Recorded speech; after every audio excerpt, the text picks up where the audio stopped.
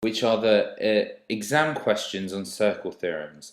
You should have already done video 13 and revised the various circle theorems. Now is for you to try and attempt each past exam question. Remember, pause the video, have a go yourself, and then play the video, watch my answer, mark you've got it right, and make corrections if you need to.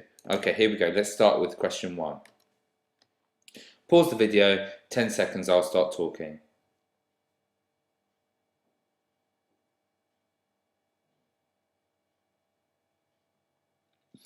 Okay, simple question for 1 mark. This is rule 1 of the circle theorems, angle at center, double angle at edge. So we remember that more populated inside the center of the city than the outside. So x must equal 47 times 2, and we're going to say that's 94 degrees.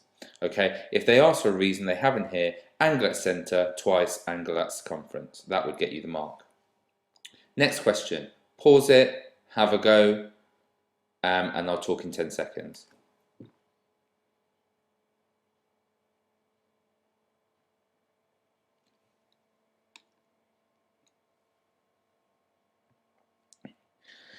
Okay, same rule again, angle at center is twice angle at edge. This time you have to half it because you want the angle at the edge, so x must equal 104 divided by 2. Okay, and the answer is 52 degrees. And again, if they've asked for a reason, angle at center twice angle at circumference. Okay, next question. Pause the video, have a go.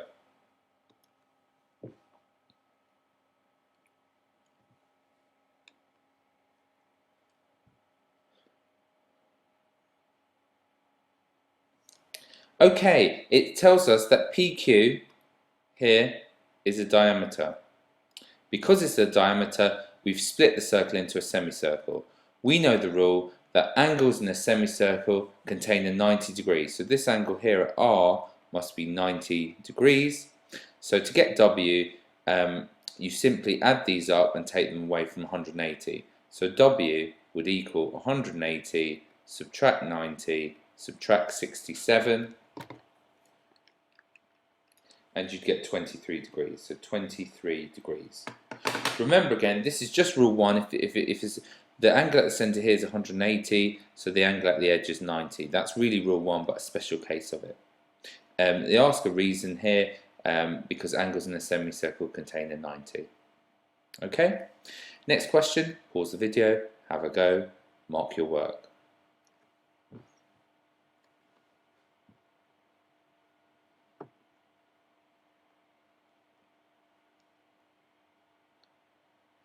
Okay, it asks us to write down the value of y. Now, it might confuse a few people which of 48 and 20, which of 28 and 40 is it. What I would always do is draw out an arc to see which one it is. So you might say, for example, you draw that arc there and you say, is this the right arc to draw? And you say, what angles are coming out of that?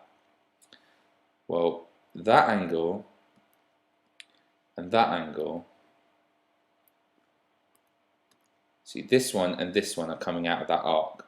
So that's not y at all. That's of no good to me. So I don't care about that one. So I'm going to go, right, I'm going to draw in another arc. And I'm going to instead draw this as my arc here. So this is my arc. Remember, angles from the same arc are equal. So here, I would draw out myself a line.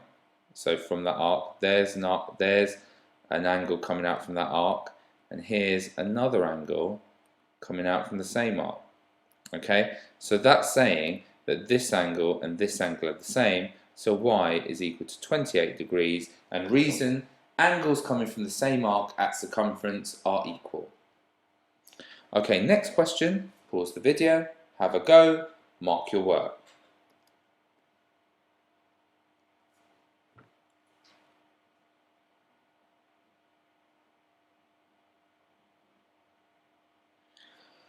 Okay, now this is a tricky question. A lot of kids in the exam got this one wrong. They think it's the same as that type of question there, i.e. angles from the same arc are equal, because that angle and that angle come from the same arc, they're equal. But hold on a minute, this is rule 1. Angle at center is twice angle at circumference from the same arc. So they've been tricky here, they've made the angles look quite similar, but really this is rule 1. Angle at center, 84, is twice the angle at the edge. You know, usually we see the picture looking something like that and it's more obvious to us that that would be half, but here they've dragged it out to here to just confuse us. So W is half of 84, which is 42 degrees, and the reason angle at center is double angle at circumference. Tricky one that. Don't lose a mark for something you know but you just rushed and you just thought, oh, this is easy. So just think about what rules applying in each case. Okay, next question. Just before you do this, again, I'd advise you strongly read the words here. Strongly read the words. There is a trick in this question. Do not fall for it. Okay, so pause the video, have a go.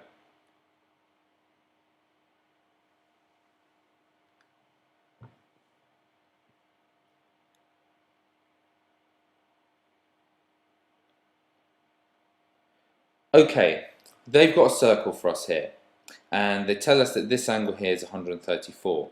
Because this is a straight line, we can easily work out this angle is 180 minus 34, which is 46 degrees. Okay, so this angle here is 46 degrees. Okay, they've asked us to work out the size of the, and this is the key bit, the reflex angle POQ. The reflex angle POQ. So POQ, we think naturally it's that one. Okay, but they want the reflex, they want the one that's bigger than 180. So they want that one there, so we've got to be very careful. Now we know the angle at POQ is double the angle here. We know this is 92. The reason we know that, angle at center, twice angle at circumference. Easy. So we get that for free, but that's what a lot of people would have put down as the answer. But the answer is actually 360 subtract 92 degrees to get the reflex one. Okay, so be very careful to read the question, and the answer is 268 degrees. And if you want to get your full working here, I would write angle at R is 46, angle and straight line add to 180, angle POQ is 92 because angle at center is double angle at edge, reflex angle POQ is 360 minus 92. Okay, we've got ourselves a few questions left now. The next few are going to be a bit more, longer to do. So take a look at the next one, pause the video, think about the rule that's applied, have a go. Off you go.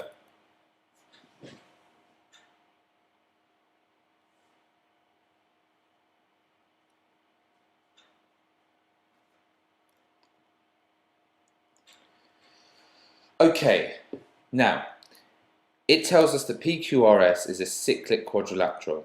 That's a four-sided shape whose corners are on the circumference of a circle. We know a rule for these. We know that opposite angles add to 180. Now I don't have that angle there, so I can't do anything. But I know that one and that one must add to 180. Okay, now this is quite an involved question. I'm just going to start off by doing the obvious, doing what I know well. So I'm going to take this angle here, the 3x plus 10. I'm going to add it to the other angle, 7x minus 30. Okay, and I'm going to know the answer of adding the two opposite angles here must be 180. Now I strongly encourage you, do not try and add those straight in your head. You'll make a mistake with the negatives.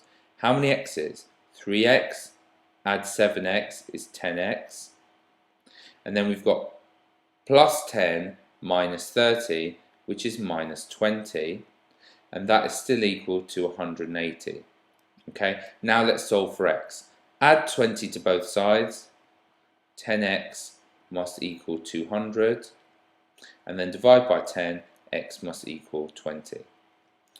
So without really knowing what we're doing in this question, we can find x. Okay, we can find x. And if we can find x, we can actually label in all these angles that had x in them. So this here must be 3 times x, which is 20, plus 10, which is 70. And this must be 4 times x, which is 80, plus 30, which is 110. And just for interest, this one here is 7 times 20, which is 140, minus 30, which is 110 degrees again. Now, we wanted to prove that the PQ, this line here, is parallel to SR, that line there. Now, you know, unhelpfully in the question, they've made them look not parallel. They clearly look not parallel. Well, how can we do that? Now, remember there's a rule about parallel line angles between parallel lines. Okay, if you've got two parallel lines, here and here, then interior angles, or C angles, add to 180. Okay, so if the lines are parallel, the two interiors add to 180. Well look, if that one and that one were parallel, okay, these two angles must add to 180. If they don't, they can't be interior angles and they can't be parallel lines. Now look, this we said was 110 plus the 70, and that adds to 180. Okay?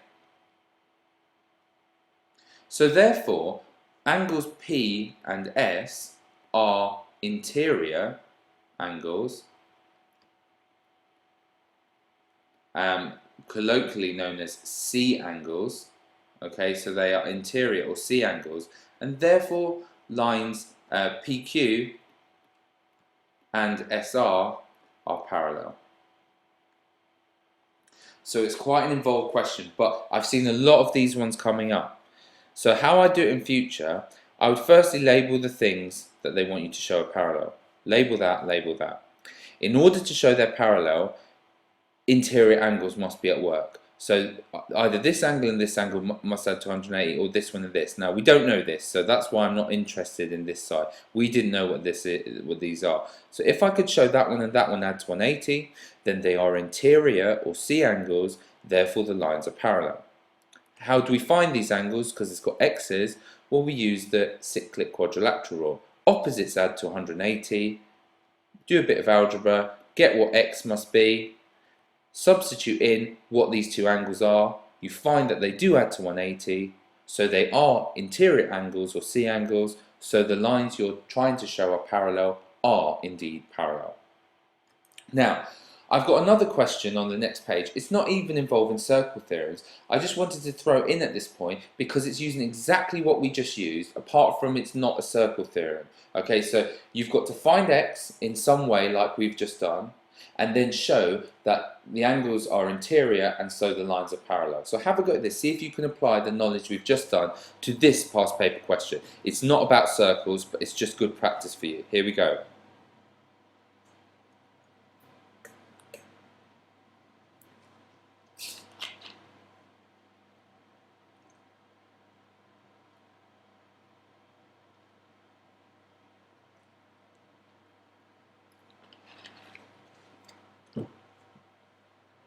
Okay, well, let's start off by labelling our lines. AB, we're trying to show that one is parallel to DC, which is that one. So that's what we're trying to show. We're trying to show them two are parallel. Now, in order to do that, if we could show that either that angle and that angle add to 180, then we'd have interiors.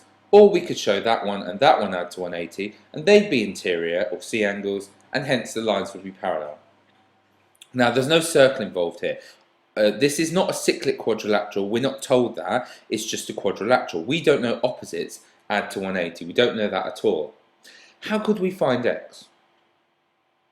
Well, we know for sure that all the angles of a quadrilateral add to 360. So let's do some algebra, let's be sensible with this. Okay, so x, okay, plus 4x, plus 2x,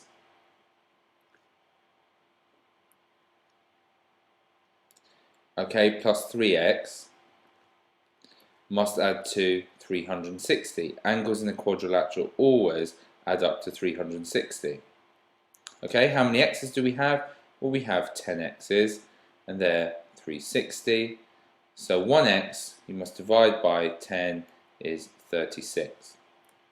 Now we can fill in our angles. This here must be 2 lots of 36, which is 72.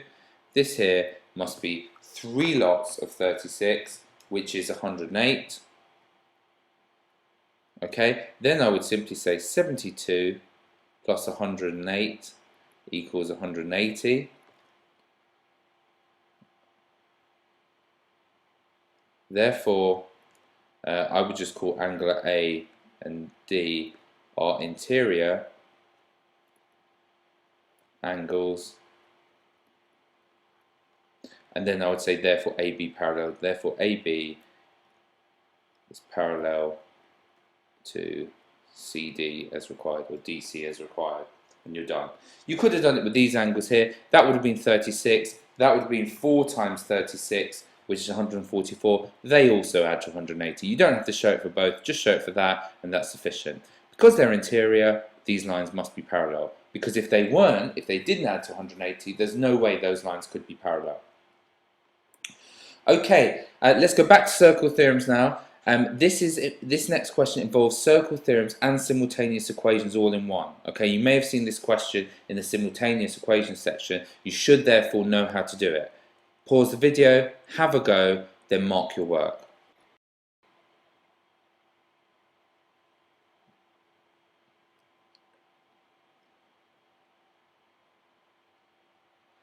Okay, we've got ABCD is a cyclic quadrilateral. Cyclic means that the corners of the quadrilateral, the four-sided shape, lie on the circumference of a circle.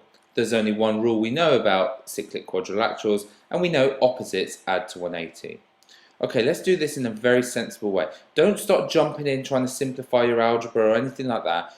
Do the easy things first. These two are the easiest to deal with. They must add to 180. Put your x first, then your y. That's the way mathematicians write it. So x plus y must add to 180. An easy mark for almost doing nothing. Then these two must add to 180. Now don't start putting the y minus 45 here first, because keep the x's first, like you've got above. Otherwise you're going to find it confusing. Also, don't try and combine the numbers yet. You will make mistakes. Just get a mark by writing 2x plus 15, okay, that angle, plus y minus 45 must again add to 180. Now, out of our 4 marks, we've probably got a couple already, just from doing the obvious. Now let's just tidy this up now. This isn't a nice simultaneous equation. Let's combine the numbers. 15 plus 15 minus 45 is minus 30. So I could write 2x plus y minus 30 equals 180. Again, not particularly nice here because we've got numbers on this side. We don't have numbers over here. So add 30 to both sides. To remove that, subtract 30. So you get 2x plus y must equal 210. And hey presto, we've got two nice simultaneous equations, equations 1 and 2.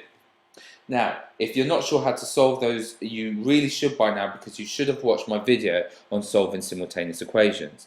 The aim of the game, get the coefficient or the number in front of the x or the y the same. Well look, we've got the same number of y's, 1y and 1y, so we don't have to do anything. All we do is take equation 2 and subtract the whole of equation 1. 210 minus 180 is 30.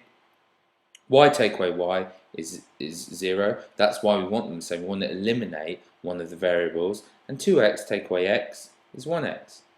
So we've got x is 30. Fantastic. How do we find y? Well, we substitute the x is 30 back into any of the equations above. But look, that's the easiest one. If x was 30, what must y be to add to 180? Well, y must be 150 degrees. And we've got 30 and 150, and we've got 4 marks on quite an involved, difficult question, but just by writing things down sensibly and doing the obvious, okay? So don't try and jump steps here. There's a big lesson to be learned. It will make everything go wrong. Okay, 2 more circle theorems questions and then we're done. Okay, they're involving the 2 last rules. Here we go. Pause the video, have a go.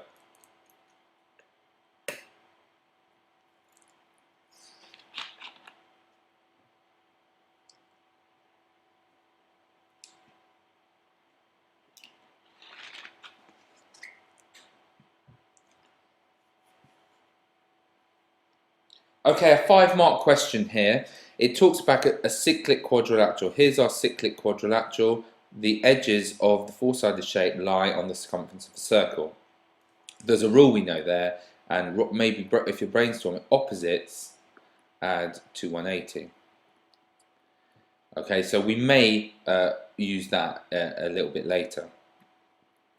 Okay, now let's just try and see what we're trying to do. Show that AB is parallel to CD. Let's draw in the lines we care about. AB is this one here. Is parallel to CD is that one there. Okay, now we are trying to show they're parallel. That's using some of the previous exam questions we've done.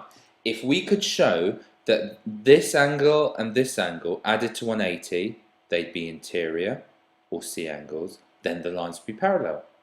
Or that one and that one, if they added to 180, then they'd be interior and the lines would be parallel. So that's the same old, you've seen this a few times now, this is coming up a lot. This sort of thing is coming up lots and you should be familiar with it now. Now, whoa, where do we start? There's so much going on here. Do the obvious. Do what is very, very obvious. The first, I think the most obvious thing, this line here is a tangent. Okay, and therefore it's a straight line. Now, what must that angle be there if these are on a straight line? Well, if that's 58 and that's 78, they add to 136. So you subtract that from 180 and get that whole angle there is 44 degrees. You probably get a mark for doing the very obvious there. The next thing I'd probably go for, the next easiest, is you know the opposite angles in a cyclic quadrilateral add to 180.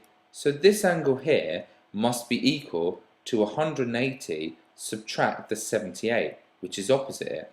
Okay, so that's another easy source of marks, and that would make that 102. Okay, 102 degrees. Now, unfortunately, there's one of the alternate segment theorem, which is a tricky rule, is at play here. Remember what that says. It says if a tangent meets a chord, the angle it makes is equal to the opposite angle in the shape that's made in the circle. So that's 58. And similarly, this is a tangent meeting a chord, making an angle of 44. That must mean that is also 44 degrees. Now actually, we're actually done on this question now, because look, these two angles here, the 34 and the 44, add up to a total of 78 degrees. Okay, now look, if that's 78 and that's 102, because 78 plus 102 add to 180,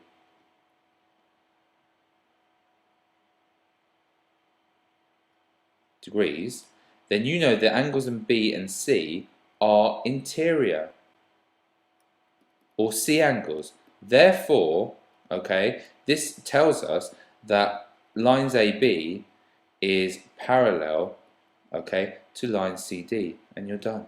And it's exactly like the other ones, but it just involved another circle theorem, this alternate segment. That angle equals that one equals that one.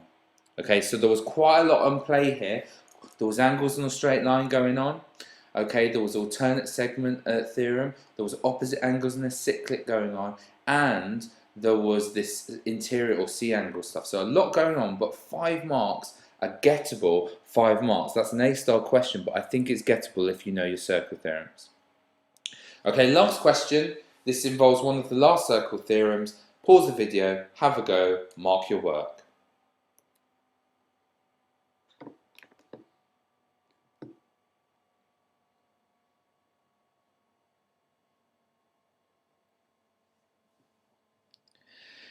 Okay, the diagram shows a circle centre O. AT and BT are tangents. Now we know if a tangent comes from the same point and touches a circle, then the lengths of these two the length of the line to get to touch the circle is the same. So this and this are the same. So obviously that tells me that this triangle here is obviously therefore isosceles. So that angle there must be x as well. Okay. More than that, we know that when a tangent meets a radius, here's a radius, and here's a tangent, they always make 90 degrees. So that whole thing's 90. Now, if this bit's 32 and the whole lot's 90, x must be 90 subtract 32, which is simply 58 degrees. And we've got x nice and easily. Now, if we know x is 58, i.e. that's 58, and that's 58, okay, this is therefore isosceles triangle. Y is simply 180 minus 58 minus 58, and you get 64 degrees. And you're done. A 3-mark question there, quite straightforward. Just remember the key points. When a tangent touches a radius, 90 degrees is formed. Two tangents coming from the same point are the same distance and usually make an isosceles triangle.